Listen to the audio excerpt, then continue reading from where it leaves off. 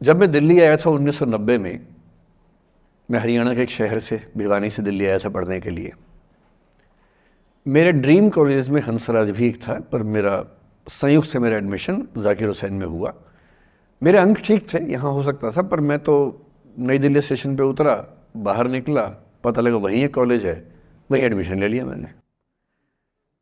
तो लोगों ने कहा कि यार कैंपस बड़ा अच्छा होता है। मैंने कहा क्या फ़र्क पड़ता है, कॉलेज कॉलेज होता है, छड्डो यही छड्डो में सिखाने आया हूँ आप लोगों को। ये ठीक है, स्टेशन से निकले वहीं कॉलेज है, मैंने घर जाना होगा तो आराम से कॉलेज से निकल जाएंगे, क्या रखा है कैंपस में।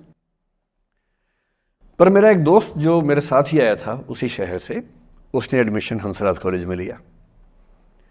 मैं और वो स्कूल के डिबेटर्स थे, डिबेटिंग में हम लोग स्कूल टाइम से काफ़ी एक्टिव थे। डीयू में आए तो यहाँ भी एक्टिव रहे। डीयू में मैंने करीब 5 साल डिबेटिंग की और मेरा ख्याल है कि लगभग 300-400 डिबेट्स मैंने जीती होंगी डीयू में, कुछ हारी भी होंगी, लेकिन मैंने खूब डिबेट, वो मेरा दरअसल दाना पानी था, रोजी रोटी मेरी वही थी कॉलेज के दिनों में।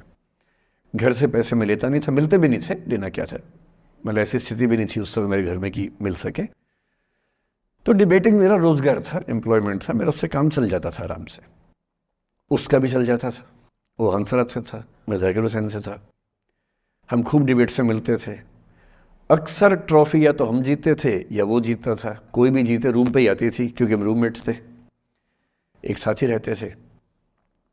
वो मुझसे योग्यताओं के मामले में 21 था, बल्कि अगर वो 21 था तो मैं 15 ही रहा हूँगा या 12 रहा हूँगा, 22 या 21 तो नहीं रहा हूँगा, मुझसे बेहतर था योग्यताओं में, बड़ा अच्छा व्यक्ति था। ग्रेजुएशन के बाद मैंने एमए हिंदी साहित्य में एडमिशन लिया, जबकि बीए ऑनर्स हिस्ट्री में किया था मैंने। उसने तय किया कि वो कुछ और करेगा, प्रोफेशनल कोर्स करेगा, नौकरी करेगा, तो वो चला गया दिल्ली से। मैं दिल्ली में रहा। फिर मैं एमए के बाद तैयारी करने लगा यूपीएससी की, तब तक मैं यूजीसी जेआरएफ कर चुका था। पहला अटेम्प्ट दिया, प्रीलिम्स हो गया। मेंस मेरा 96 के मेंस की बात कर रहा हूँ, मेंस शुरू होने वाला था, 2 दिन रह गए थे। करीब 10 दिन पहले वो मेरे पास आया हुआ था दिल्ली में, मिलजुल के अच्छे से बात करके गया था। उन दिनों उसका एक प्रेम संबंध कहीं हमारी ही एक मित्र के साथ चल रहा था। हम सब दोस्त थे, तो उनमें से 2 लोगों का आपस में का अफेयर था।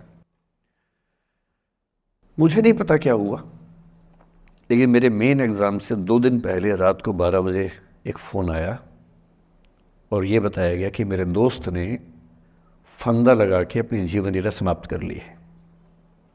वो दिल्ली से दूर था कहीं,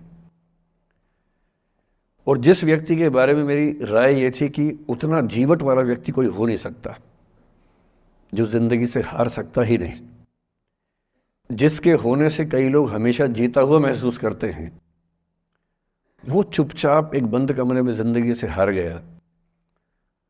मैं आज तक नहीं समझ पाया कि ऐसा कैसे हुआ। बाद में टटोला, उसके पेरेंट्स से बात हुई, भाई से बात हुई, उन्होंने उसकी याद में एक सोशल वर्क शुरू किया ताकि किसी और बच्चे को ऐसा ना करना पड़े। तो जो हल्का हल्का अनुमान हुआ वो है कि शायद कुछ ऐसा था रिलेशनशिप में जो नहीं संभल पाया था,